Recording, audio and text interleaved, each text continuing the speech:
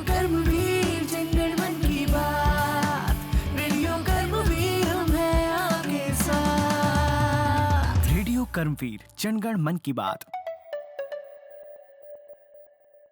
राम राम किसान भाइयों, मैं परेश उपाध्याय आप सभी का रेडियो कर्मवीर 90.0 एफएम पर स्वागत करता हूं। मेरी माटी मेरा खेत कार्यक्रम में एक बार फिर हम लेकर आए हैं आपके खेतों और खलिहानों से जुड़ी वो बातें जो आपके कृषक जीवन को बेहतर बनाने में मददगार साबित होती है। इस बार मिट्टी में सल्फर की कमी और उसके निदान विषय पर बातचीत करने के लिए हमारे साथ है डॉक्टर रमेश चंद्र जैन। श्री जैन प्रधान कृषि वैज्ञानिक मृदा विज्ञान के पद पर सीहोर में कार्यरत है। सबसे पहले मैं आपको बता दूं कि यह कार्यक्रम नेशनल फर्टिलाइजर्स लिमिटेड की विजयपुर इकाई द्वारा प्रायोजित है। एनएफएल एक शेड्यूल ए मिनी रत्न कंपनी है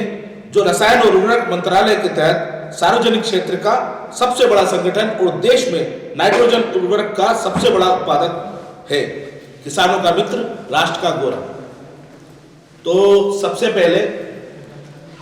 नमस्कार सर। नमस्कार। जैसा कि आपको पता है कि हमारा जो ये क्षेत्र है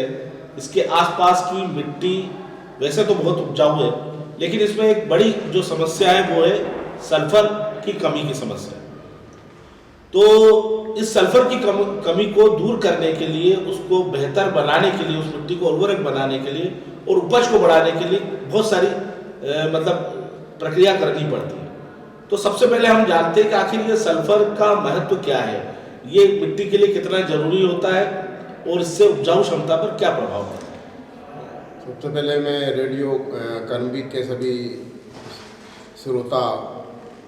हमारे किसान भाई, माताएं, बहनाएं और सभी युवा साथियों को मेरा नमस्कार, राम नाम। बहुत ही अच्छा क्वेश्चन किया है।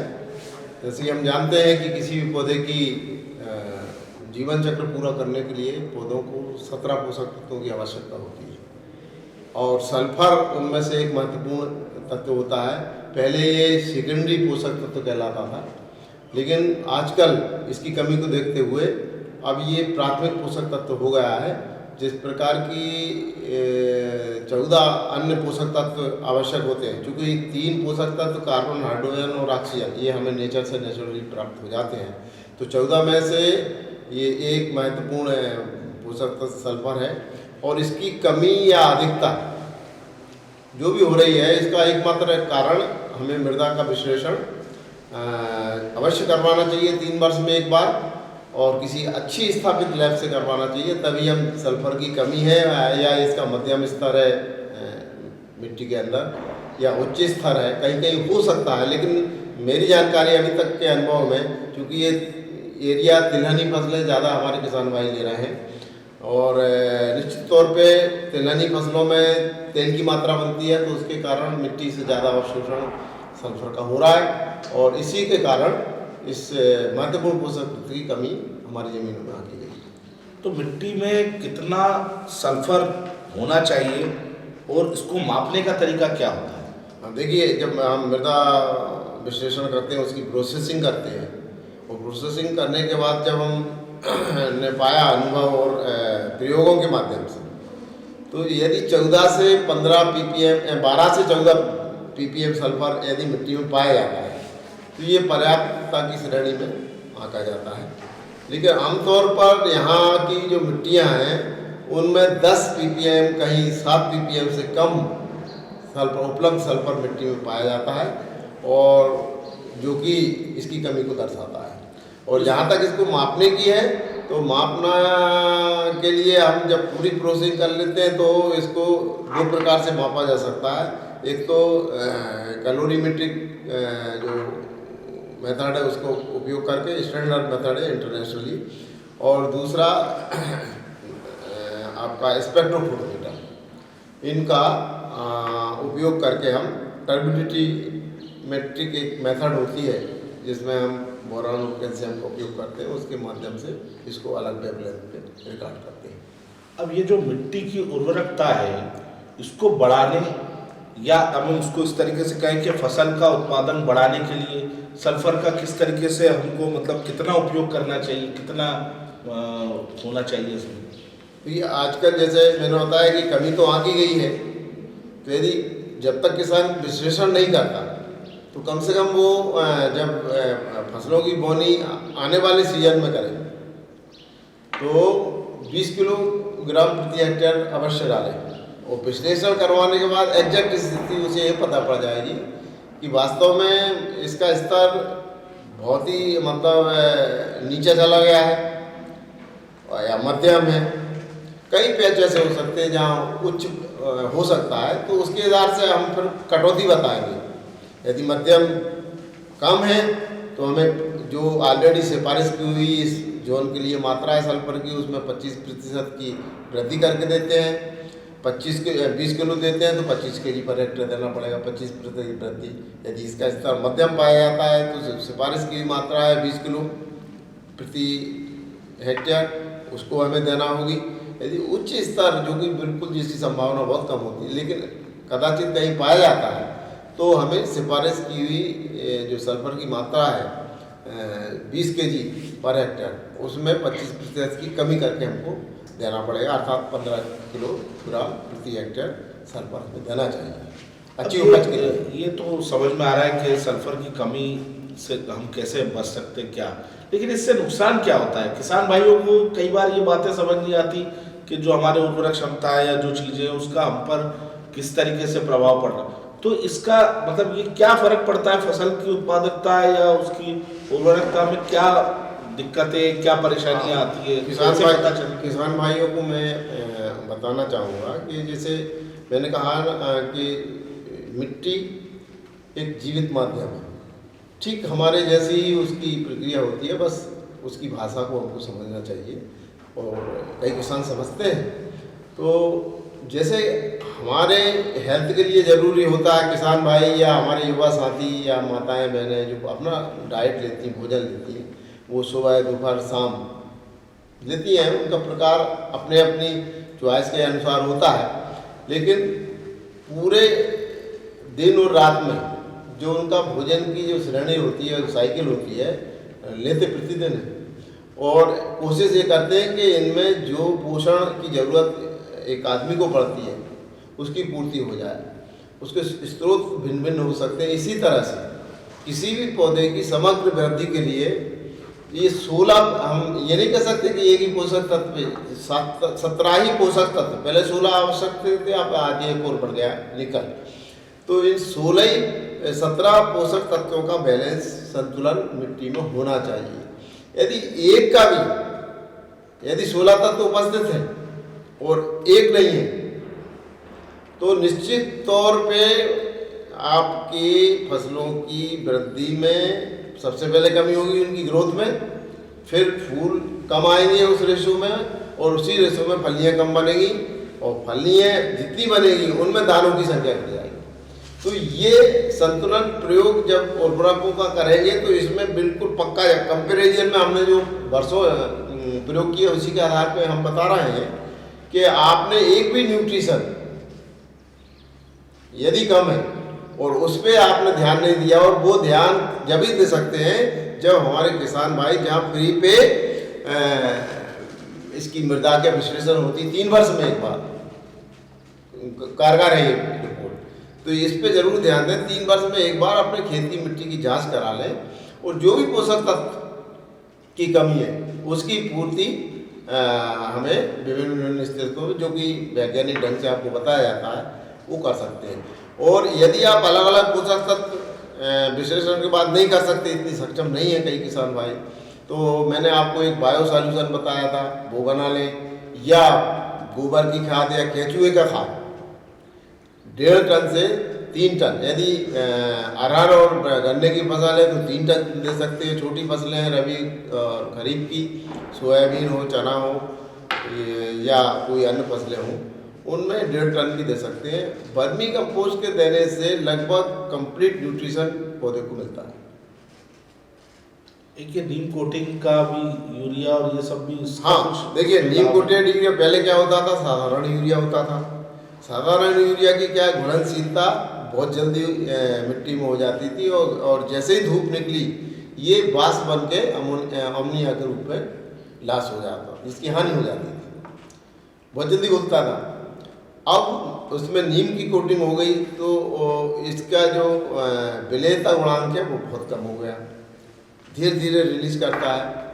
फसलों की नीड के अनुसार। तो नीम कोटेड यूरिया का प्रयोग तो अब पूरे भारत में एक जैसा हो गया, साधारण यूरिया मिलता ही नहीं है। तो ये हमारी सरकार का बहुत ही श्रेष्ठ कदम है और किसान भाई इसका फायदा उठा रहे हैं। पर इसकी मात्रा का जो सिफारिश की हुई मात्रा है विभिन्न फसलों में, यानी यूरिया को कब देना है, अधिकतर फसलों में तो बोनी के समय दे देते हैं। कई ऐसी फसलें हैं बड़ी, जैसे गन्ने की फसल में स्प्लिट एप्लीकेशन करते हैं, अलग अलग समय पे देते हैं, गेहूं में अलग अलग समय पे देते हैं, बाकी सभी फसलों में बोनी के समय इसका, विशेष तौर पे दलहनी फसलों में और तिलहनी फसलों में जब हम फसल बोते हैं तो उसी समय 20 किलो 15 किलो जो भी स्तर निकलता है विश्लेषण के बाद हमें दे देना चाहिए। इसमें एक बात जो अभी हम कर रहे थे कि इसके निदान के मतलब अगर हम मिट्टी में सल्फर की कमी को कैसे पूरा कर सकते हैं, इसको लेकर कुछ बात हो, मतलब ये कुछ उपाय तो आपने बताया, और क्या हो सकते हैं किस तरीके से, क्योंकि कई हमने पहले के जो हमारे अंक थे उसमें ये बात की थी कि टेस्टिंग मिट्टी की करनी होती है ताकि मिट्टी मृदा का परीक्षण करने से कई तरीके की कमियों का पता चलता है। अब ये कमियां हमको नज़र आ रही हैं जो आमतौर पर हमारा मालवा का जो क्षेत्र है, बेल्ट है, भोपाल से लगा हुआ जो बेल्ट है, इसमें सल्फर की कमी एक आम समस्या है और कई बार किसानों को पता ही नहीं होता है। तो इसमें सल्फर की कमी को दूर करने के लिए मिट्टी में और क्या हम कर सकते हैं, क्या उपाय अपना सकते हैं, किस तरीके की चीज़ें की जा सकती हैं? देखिए, आप बहुत ही अच्छा क्वेश्चन किया है। इससे किसान भाइयों को एक बात ये ज़रूर समझ में आएगी कि हर बार वो लैब में या बड़े प्रयोगशाला में नहीं जा पाते, कई उनकी व्यस्तताएँ रहती हैं, लेकिन वो इतना समझें कि जब उनके खेत की फसलों की जो नई पत्तियाँ हैं, नई कोमल पत्तियाँ हैं, यदि वो पीली पड़ के झड़ने लगे, पहले पीलापन आएगा, धीरे धीरे किनारे से अंदर की हो जाता है, वो पूरी पत्ती पीली दिखती है, क्योंकि ये सल्फर पोषक तत्व है, ये प्लांट में मोबाइल होता है। तो इसकी सबसे कमी के लक्षण आते हैं जो नई कोपलों पे, चाहे वो सब्जी की वाली फसल हो या अन्य फसलें हो या नई जो पत्तियां हैं उनमें ये पीलापन आ जाता है, जिसे हम साइंटिफिक भाषा में क्लोरोसिस बोलते हैं, यानी क्लोरोफिल जो उसका हरा पदार्थ है पत्तियों का वो खत्म हो जाता है। तो ये तो हमारा आम किसान भाई यदि ये सुन रहे हैं तो ये नोट कर लें, यदि पत्तियों की कोपलें या जो सबसे पहले निकलने वाली पत्ती पीली पड़ रही है तो निश्चित रूप से मान लें कि खेत में सल्फर की कमी है। और जब सल्फर की कमी है तो विश्लेषण के पूर्व ही या इसके दो तरीके हैं, या तो आपका सल्फर का संयोजन कर लें, बोने के समय 20 किलो डाल दें कम से कम, और जब विश्लेषण होगा जब 30 डालना है 25 डालना है वो बात की बात है। लेकिन फिलहाल में जैसे आपके रोग के लिए डॉक्टर, जैसे अभी बहुत अच्छा चला राम किट चला है, क्योंकि सर्दियों के लिए या कई उसके चलते आजकल युवा और को वो एक हार्ट अटैक आ रहा है, तो उन्होंने एक राम किट जारी किया है केंद्र सरकार ने के एडवाइस पे कि आप सार्बिट्रेट की गोली और इकोस्प्रिन आप साथ में रखिए ताकि अचानक परिस्थिति आए तो उसको ले लें, तो 2-3 घंटे तक आप अपने नियरेस्ट डॉक्टर के पास पहुंच सकते हैं। ये कितनी अच्छी बात आप बता रहे हैं कि जीवन रक्षा के लिए जैसे आपकी दवाइयाँ जरूरी है, ठीक उसी तरीके से आपकी मिट्टी के लिए भी पोषक तत्वों का होना, जैसे कि सल्फर की बात चल रही है, बहुत जरूरी है। आपके जीवन के लिए जो दवा है वैसे ही मिट्टी के जीवन के लिए दवा है। और हमारे जो जैन सर तो हमेशा कहते रहते हैं कि मिट्टी भी एक तरह से जीवन है उसमें, और उस जीवन का ही लाभ हमारे जीवन को भी मिलता है। तो निश्चित रूप से सल्फर का एक बड़ा इशू है। लेकिन इसमें एक प्रश्न मेरा ये था कि सल्फर की अच्छी वाली मिट्टी में कौन सी फसल हमको करना चाहिए, मतलब अब सल्फर हमारे पास, हमने उसका निदान कर लिया, अच्छी तरीके से सल्फर उसमें मिक्स हो गई, तो हम कौन सी फसल, मतलब किसानों को बड़ी दुविधा होती है कि ये मिट्टी में हम कौन सी कितनी अच्छी कोई होगी, तो सल्फर युक्त अगर मिट्टी है तो उसमें कौन सी फसल हमको अच्छी मिलेगी, उपज बढ़िया होगी? हाँ, सबसे अच्छी गुणवत्ता एक फसल लेने के लिए पहले तो हर किसान अपनी भूमि को तैयार करता है, उसको बिल्कुल हल्के में ना ले, देखिए, कोई भी चीज़ को आपकी उसकी उच्च गुणवत्ता प्राप्त करना है तो आपको पहले से मानसिक रूप से तैयार रहना होता है, और जो हमारी मिट्टी है उसको पहले अच्छे से कल्टीवेट करें। और उसके बाद जहाँ तक फसलों की बात करी तो ये हम सभी जानते हैं कि तिलहनी फसल जो हमारे किसान खरीफ में अधिकतर क्षेत्रों में सोयाबीन ले रहे हैं, और सोयाबीन के साथ साथ कहीं मतलब वो दूसरी तिलहनी फसलें भी ले रहे हैं, चाहे वो कुसुम की हो या रबी में अलसी की फसल हो। विशेष तौर पर सोयाबीन का रकबा बड़ा हुआ है। तो सोयाबीन की फसल में दो चीज़ें होती हैं, एक तो ये प्रोटीन से भरपूर होती है, इसके बराबर प्रोटीन इवन आपके नॉनवेज में भी नहीं पाया जाता जितना डाइजेस्टेबल प्रोटीन इसका सोयाबीन के दूध का होता है। प्रोटीन भी होता है और उससे दूध भी बनता है। तो कुल मिला के ये है कि हमको जो सल्फर से यदि ज़्यादा उत्पादन लेना है तो तिलहनी फसलों का चुनाव सबसे पहले करें, और उसके पश्चात कोई भी फसल है उसमें सल्फर का एडिशन तो आपको 25 kg बिगर विश्लेषण के आपको देना ही देना है, और विश्लेषण रिपोर्ट जब आ जाए तो फिर 25 देना है 15 देना है वो निर्धारण कर लें। लेकिन ये 20 देंगे तो वो 20 की जो लागत लगेगी उससे दुगना आपको फायदा देगा। और किसान भाई हमारे इस तरह से विभिन्न फसलों को, विशेषतर तिलहनी फसलों को उगाकर अपनी आर्थिक स्थिति और मिट्टी के स्वास्थ्य को भी बरकरार रखें। अभी जैसे अब मतलब नया फसल का शुरुआत होने वाला है, फिर से अब बोनी और ये सब का दौर शुरू होगा, तो ऐसे में अभी हम इस वक्त पर हमको क्या किस तरीके की फसलों के बारे में विचार करना चाहिए, या उसकी तैयारी अब जो हम चना और होने के बाद अब आगे की जो तैयारी है उसको किस तरीके से करना चाहिए ज़मीन को? हाँ, सल्फर की खास तौर से क्या करना। अभी कई किसान भाई क्योंकि खेतों में फसलें लगभग तैयार हो रही हैं कटने के लिए, और कईयों के बटरा जो मटर बोया था वो कट चुका है। आजकल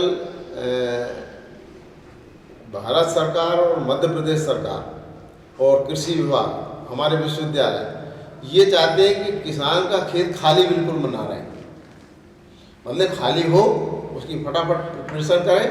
और अगली जो खेती है जो बन सकती है। जैसे आजकल संरक्षित खेती का दौर बहुत चल रहा है, जो जिन किसान भाइयों ने अपने खेतों में ग्रीन हाउस या पॉली हाउस बना रखे हैं तो फटाफट वो सब्जी जो मार्केट में भी आ रही, चाहे वो धनिया हो या भटे हो, टमाटर हो और अन्य फसलें जो ले सकता है यदि उसने ग्रीन हाउस बनाया। कई किसान भाई हमारे पास ऐसे आते हैं कमज़ोर आर्थिक स्थिति के सब, वो तो बहुत महंगे बनते हैं ये green house poly house, 20 lakh 15 lakh, तो ये पोजीशन तो हमारी नहीं है। तो मैंने कहा जितनी चादर उतने पैर हमको पसारना चाहिए। तरीका मैं बना देता हूँ, बता देता हूँ आपको कैसे बना लें आप। मैंने कहा आपको मड़वा झोपड़ी बनाना तो आता है, बहुत अच्छी तरह आता है। मैंने कहा मड़वा झोपड़ी के लिए जो खंभे गाड़ रहे हैं आप, उसी में तार से आप ये मच्छर वाली ग्रीन नेट ले आइए बाजार से, और ये आपका बनकर तैयार होगा। एक बहुत फटके लगा दें तो आपका 1000-2000 में पूरा कितना जितने क्षेत्रों में बनाना चाहते हो 4 बना लो। धनिया का अभी जो मौसम आ रहा है गर्मी का, धनिया 250 से 300 रुपये kg मिल जाती है। और इन दो जब तक वो सोयाबीन की फसल तैयार करेगा जब तक किसान की जेब भर जाएगी पैसे से। क्या बात। हाँ, यानी देखिए कितनी सुंदर बात कही है सर ने कि आप जो फसल के बीच का समय है, कुछ समय आपको लगता है कि इस वक्त पर तो छोटी फसलें, कम अवधि में आने वाली फसलों को हम बो कर, मतलब सल्फर युक्त अगर मिट्टी है तो आपको इंतजार करने की जरूरत नहीं, आप सब्जियां वगैरह भी बोकर बढ़िया आप जेब। और एक ग्रीन हाउस ऐसा बना है जो केवल फूलों के लिए हो, गेंदे के फूल, गुलाब के फूल या अन्य जो फूल है आजकल मार्केट में, और इसमें धार्मिकता का जो बढ़ रहा है मार्केट में, ये अपने आज से नहीं है शुरू से, लेकिन अब अभी विशेष तौर पे चाहे हम राजनीतिक क्षेत्र में लें, धार्मिक क्षेत्र में प्रतिदिन फूलों का व्यापार होता है, बहुत ही जबरदस्त होता है। तो हमारे किसान भाई फूलों की रक्षा केवल संरक्षण के माध्यम से ग्रीन हाउस लोकल लेवल पे बना लें, और विभिन्न प्रकार के 2-3 वैरायटी गोल्ड की लगा लें, मतलब गेंदे की लगा लें, और फूलों की लगाएं, और एक बार मार्केट में पता पड़ जाए कि फला फला किसान की इधर सब, तो फिर किसान को मार्केट नहीं जाना पड़ता, वो आपके घर ही टेम्पो आ जाता है आपके उसके पास। और ये अतिरिक्त इनकम जो आती है, किसान फिर 15 लाख और 20 लाख का स्ट्रक्चर भी तैयार करने में सक्षम होता है। ऐसे मैंने कई किसानों को ये टिप्स दी हैं, और वो किसान काफ़ी मतलब उनकी आर्थिक स्थिति सुदृढ़ हुई है। बहुत सुंदर बात कही। एक बात किसान भाइयों के लिए ये भी सुनने को इसमें सल्फर में मिलती है कि एक कीटनाशक का काम भी सल्फर करता है, यानी अगर सल्फर है मिट्टी में तो कीट जो होते हैं आमतौर पर सबसे बड़ी समस्या है किसानों की। हाँ, तो ये प्राकृतिक कीटनाशक का काम भी सल्फर करता है। इसको लेकर कुछ थोड़ा किसान भाइयों को बिल्कुल ये बिल्कुल सत्य है। यदि आपने सल्फर डाला है तो इसकी गंध से इसमें जो विशेष तौर पर जो अमीनो एसिड्स होते हैं, मीथियोनाइन और सिस्टाइन, आप लहसुन या प्याज की जो गंध आती है वो इन्हीं अमीनो एसिड्स के कारण आती है, ये सल्फर कंटेनिंग होती है। तो इस गंध से, और सल्फर की मात्रा अच्छी है, तो वहाँ यदि मिट्टी में कोई अंडाणु है तो उनका मरण सल्फर के कारण हो जाता है। तो सल्फर एक नेचुरल मतलब कीटाणुनाशक है, और विशेष तौर पर एक कवक जो कि बहुत ज़्यादा नुकसान करती है, फंजीसाइड का काम भी करता है। यदि पाउडरी मिल्ड्यू हो जाता है किसानों की फसलों में, जैसे वेजिटेबल की फसल अपने खेत में लगा दी, जैसे आपका कद्दू वर्गी फसलें लगा दी, या लौकी लगा दी, या अन्य फसलें लगा दी, बल्लर लगाई, और दूसरी फसलें भी घर में भी, मतलब आपकी तुलसी या कुछ पौधे लगे, उनमें सफ़ेद सफ़ेद सफ़ेद भूरी भूरी पत्तियाँ हो जाती हैं, तो उसमें यदि सल्फर डस्ट का स्प्रे कर दें तो बहुत अच्छा फंजीसाइड के काम करता है, नो डाउट। तो हमारे किसान भाइयों, माता बहनों को सल्फर डस्ट 8 से 10 खेत में करना है तो 8 से 10 किलोग्राम प्रति एकड़, और घर में यदि आप किसी गार्डन में करना है तो थोड़ा थोड़ा कर दें, इसका फायदा जरूर मिलेगा। पाउडरी मिल्ड्यू, जैसे पूजन करते हैं तो हम तुलसी जी को, हमारे धार्मिक बहुत तुलसी जी की पत्तियाँ पड़ जाती हैं उसमें आता है, तो थोड़ा सा सल्फर रहती पाउडर डाल दें, और हफ्ते में एक बार तुलसी जी को कच्चा दूध दे दें, तो आप देखिए आप तुलसी फिर खिला आ जाएगी। बड़ी सुंदर बात है कि मतलब केवल खेती की ज़मीनों पर नहीं, अगर घर में भी, अगर आप हमारे दर्शक और श्रोता जो सुन रहे हैं, आपके घरों में ये समस्या अक्सर आती है, मतलब हमको अमूमन ये पता चलता है कि घर में तुलसी तो होती है, सबके घरों में फूल के पौधे होते हैं। तो जैन सर ने बहुत अच्छी बात बताई कि सल्फर थोड़ा सा, अगर सल्फर और दूध का उपयोग अगर हम उनमें करें तो जो मुरझा जाते हैं हमारे जो मतलब तुलसी के पौधे, और ये भी, तो ये भी फिर से खिलखिला जाते हैं, और फिर से इनमें जो है पत्ते और बाकी हमको दिखाई देने लगते हैं। तो ये एक महत्वपूर्ण बात सर ने जो हमको बताई। लेकिन सर ये थोड़ा एक बात संशय हमेशा रहता है, हमारे पूर्व के उसमें भी हमने बात की कि सल्फर की कमी है।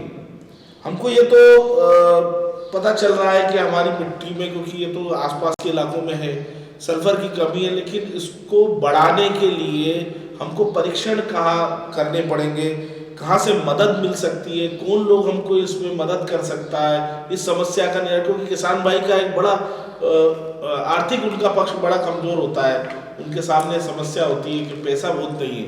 तो उसमें वो कहाँ जाए, किससे मदद मिले। किसान भाइयों,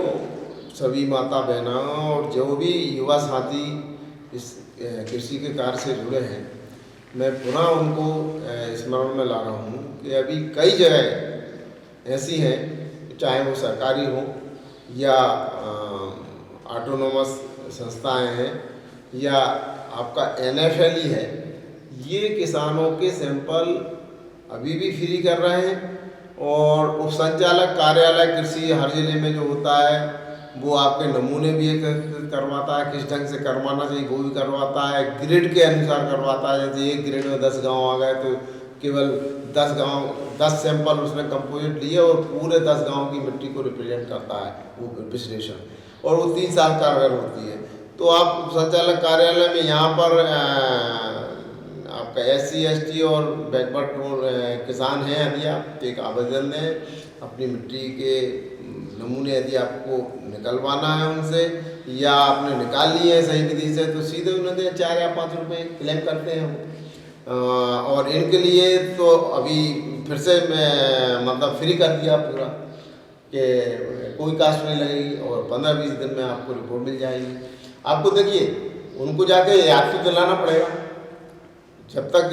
मतलब भाई जब तक बच्चे को भूखने रोता नहीं है तो माँ भी उतना ध्यान नहीं देती। तो सुविधाएं, अच्छा NFL की आपकी मोबाइल जो चलित मोबाइल वैन है या NFL की जो लैब है, ये भी हमने जहाँ तक मेरी जानकारी में ये भी फ्री में कर रहे हैं। हमारे विश्वविद्यालय से ज़रूर मतलब अभी फिलहाल में मतलब फ्री में नहीं हो रहा है, लेकिन सरकारी ऐड जब भी आती है तब हम फ्री में करते हैं। तो बहुत सारी जगह हैं और कई किसान ऐसे सक्षम होते हैं बड़े लोग के वो 3-3 जगह से करवाते हैं। भाई कहीं ना कहीं उनको फायदा दिख रहा है मिट्टी परीक्षण से, इतना डिलीशन इतना जो कह रहे हैं लोग बात की फसल की आय दुगनी क्यों नहीं हो रही, लेकिन जिन किसानों ने उसका स्वाद चख लिया है दुगनी नहीं में दुगनी से ज़्यादा हो रही है, लेकिन वो उतने पैमाने तो अपना है।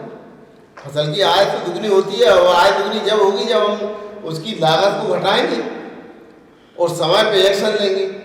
समय पे आप एक्शन लेंगे, अरे विश्लेषण करवाएंगे, विश्लेषण के अनुसार अनुशंसित मात्राओं को जब खेत में डालेंगे, संरक्षण खेती करके धनिया या सब्जियों की फसलें लेके आप सोयाबीन की मेन फसल लेने के पूर्व अपनी जेब पहले ही से भर लेंगे, तो फिर कैसे हमारा किसान दुगनी आय नहीं लेगा? ले रहा है। किसान बहुत खुश है, सरकार की जो योजनाएं चल रही बहुत खुश है और बीच बीच में ऐड भी मिल रही है उसको, सरकारी तौर पर पूरी ऐड मिल रही है। तो इसका मैं जानता हूँ कि जो कुछ वंचित किसान हैं, मैं किसान भाइयों उन युवा साथियों को बोल रहा हूँ कि अपना फ़ायदा आप ले रहे हैं तो अपने गरीब साथियों को भी ये चीज़ बताएं कि इसका लाभ लें, क्योंकि इससे आपका लाभ घटने वाला नहीं है, बढ़ेगा। छोटे को भी अपने समकक्ष खिलाएं और सरकार का यही एम है कि एक को नहीं सबको इसका फ़ायदा मिले। तो निश्चित तौर पे हमारा किसान और भी मतलब समृद्धशाली बनेगा। इसमें एक सवाल छोटा सा और है मेरा, परीक्षण और ये तो सुविधाएं बहुत है, सल्फर जो हमको लेना पड़ता है, बाहर से खरीदना पड़ता है, ये कैसे हो सकता है? क्या इसको लेकर सुविधाएं कहाँ पर मिल जाता है या किसानों को? हाँ, ये अच्छा क्वेश्चन है। देखिए सल्फर आजकल दानेदार भी मिल रहा है और लिक्विड भी मिल रहा है। या तो आप NFL से संपर्क करें, NFL का सल्फर भी मिल रहा है मार्केट में, और वेंटोलाइट सल्फर घुलनशील सल्फर है वो भी मिल रहा है, बड़े आसानी से मिल रहा है, और जिसमें 90% सल्फर होता है और एक घुलनशील सल्फर होता है वेटेबल सल्फर, 80% से 82% सल्फर पाया जाता है, वो भी आसानी से मिल रहा है। तो सल्फर के स्रोत की कमी बिल्कुल भी नहीं है। इनसे आप संपर्क करके और मिट्टी का विश्लेषण की जानकारी आती तो उसके अनुसार आप संयोजन कर लें, और जब तक नहीं आ रही है जब तक आप केचुआ खाद मिला है, बायो सॉल्यूशन जो मैंने बताया पिछली वार्ता में उसका उपयोग करें तो उसकी पूर्ति आपकी होगी। और बीच में आप जैसे ही सक्षम होते हैं, भाई एक बार आप मतलब मेरे तरीके से ग्रीन हाउस बना लें, मत बनाइए आप 15 लाख 10 लाख का, एक मड़वा बनाते हो ना, झोंपड़ी बना लें, उसमें मच्छर वाली नेट खरीद लें बाजार से और तार ले आए, तुमसे अच्छा कोई नहीं कर सकता। वैसे ही मड़वा या झोंपड़ी बना लें और फटकिया लगा लें उसमें, और लगाइए आप जो भी फसल लगाना है। फिर देखिए आपकी क्या भोपाल बिल्कुल पास में बैठे हो, सीहोर में या जो मार्केट डे में पता पड़ जाए कि यहाँ घनश्याम फूल लेके या सब्जी लेके, और वो भी है संरक्षक खेती के माध्यम से कर रहा है, तो वो सप्लाई नहीं कर पाता। पहली बात तो उसे मार्केट ही नहीं जाना पड़ता, ऑटो आ जाते हैं यहीं से ले जाते हैं, माला माल हो सकता है किसान। तो बहुत सुंदर बात आज हम लोगों को सुनने को और देखने को मिली है। हमारे जो विशेषज्ञ हैं डॉक्टर रमेश चंद्र जैन जी, उन्होंने हमको बहुत ही खूबसूरत तरीके से ये बताया कि जो हमारे आसपास की ज़मीन है जहाँ पर सल्फर की कमी है, उस सल्फर की कमी को किस तरीके से हम पहचान सकते हैं, पहचानने के बाद उसका कैसे निदान किया जा सकता है, और निदान करने के बाद कौन सी फसल लेकर हम किस तरीके से अपनी उपज को बढ़ा सकते हैं। तो मैं बहुत सारगर्भित शब्दों में बात कहूँगा कि बहुत खूबसूरती के साथ उन्होंने हमको बताया के तिलहन की जो मतलब जिसके माध्यम से तेल निकाला जाता है, ऐसी फसलें खासतौर से सोयाबीन जो कि हमारे इस क्षेत्र में बहुत बड़ी तादाद में होती है, उसको हम किस तरीके से बढ़ा सकते हैं मिट्टी में सल्फर की मात्रा को बढ़ाते हुए, और सल्फर कहाँ से हम प्राप्त कर सकते हैं। जैसे NFL जैसे संस्थान हमको सुविधाएं दे रहे हैं, कई तरीके के फ्री परीक्षण, और उसकी जो कि हम जागरूकता की कमी के कारण हमको पता नहीं होता और हम नहीं उसके बारे में जान पाते। राज्य और केंद्र सरकारों ने भी बहुत बड़े स्तर पर कई तरीके की योजनाओं को किसानों के लिए लाए ताकि उनकी मिट्टी की उर्वरक क्षमता को हम बढ़ा सकें। तो आज बहुत ही आनंद आया सर, खासतौर से आपने जो कहा कि मतलब 2-3 फसलों के बीच में हम जो कुछ फसलें फूल सब्जियों के माध्यम से, क्योंकि आप एक बड़े शहर राजधानी के आसपास बसने वाले हमारे समुदाय के किसान बंधु हैं, और सीहोर और ऐसे जिले वहाँ लगते हैं जहाँ पर कि मतलब कहते हैं मालवा का क्षेत्र है, पकपक माटी मतलब अन्न गेहूँ उनको मिलता है, पानी भी है और गेहूँ भी है, तो जहाँ अच्छी फसलें हैं, तो उस स्थिति में हम लोग एक बेहतर ढंग से आज जो बातचीत हुई है उसके आधार पर निश्चित रूप से आप किसान भाई और बहनें जो हमारी इस किसान और खेती से जुड़ी हुई है, वो किस तरीके से सल्फर की कमी को पूरा करते हुए मिट्टी में और बेहतर उत्पादन, बेहतर उपज प्राप्त कर सकती है। ये आज हमको बहुत रोचक जानकारी डॉक्टर रमेश सर से सुनने को मिली, और निश्चित रूप से हमने पहले भी उनसे मृदा परीक्षण को लेकर और कई विषयों पर बात की। आने वाले एपिसोड भी हम कई किसानों के महत्वपूर्ण, और सर हमको बड़ा आनंद आता है आपसे जब हम बात करते हैं तो किसान भाई हमको मैसेज करते हैं, हमसे संपर्क करते हैं, हमको बताते हैं कि आपका जो एक अंदाज है बहुत उनके साथ जुड़कर उनकी तरह मतलब खूबसूरती से अपनी बात को रखने का, जैसा कि एक नया टिप्स हमको इस बार मिला है कि आप एक छोटे से झोपड़े नुमा इस जगह को भी अपने लिए एक बेहतर धन प्राप्त करने का साधन बना सकते हैं। तो सर मैं आज के कार्यक्रम में आपका बहुत बहुत आभारी हूँ। मैं बहुत बहुत साधुवाद देता हूँ आपको कि किसानों के लिए इतनी अच्छी जानकारी आपने दी, और मेरे किसान भाइयों से मैं अनुरोध करूँगा कि ये हमारा रेडियो करवीर 90.0 FM जो जनगण मन की बात आप तक पहुँचाता है, जो किसानों की बात आप तक पहुँचाता है, जो NFL के सहयोग से, नेशनल फर्टिलाइजर लिमिटेड के सहयोग से हम आप तक ये कार्यक्रम पहुँचा रहे हैं। मुझे पूरा उम्मीद है कि आप ये कार्यक्रम हमको देखेंगे, और ना केवल देखेंगे मतलब सुन तो रहे हैं आप, साथ ही साथ हमको देख भी सकते हैं। हमारा YouTube का आधिकारिक चैनल है रेडियो करवीर के नाम से। तो किसान भाइयों, अगर आपको समय नहीं मिल पाता, आप रेडियो पर नहीं सुन पा रहे हैं हमारा कार्यक्रम, तो आप हमारे YouTube चैनल पर जाकर कभी भी किसी भी समय अपने खेत में बैठकर हमारे इस कार्यक्रम को सुनिए और इसमें दी गई जानकारियों का आप लाभ उठाइए। मैं आपसे आज के कार्यक्रम के लिए सर यही विदा लेता हूँ, किसान भाइयों से विदा लेता हूँ, और उम्मीद करता हूँ कि अगले एपिसोड में हम फिर एक नए विषय के साथ उपस्थित होंगे। तब तक आप देखते रहिए रेडियो करवीर 90.0 FM और सुनते रहिए जनगण मन की बात। नमस्कार सर, थैंक यू। नमस्कार, राम राम। आओ हम सब थामे हाथ, गाँव शहर के करेंगे बात, खेतों और खलियानों से जुड़कर करेंगे जनगण मन की बात। 90.0 FM रेडियो कर्मवीर सुन रहे हैं आप, रेडियो कर्मवीर जनगण मन की बात, रेडियो कर्मवीर हम हैं आपके साथ। रेडियो कर्मवीर जनगण मन की बात।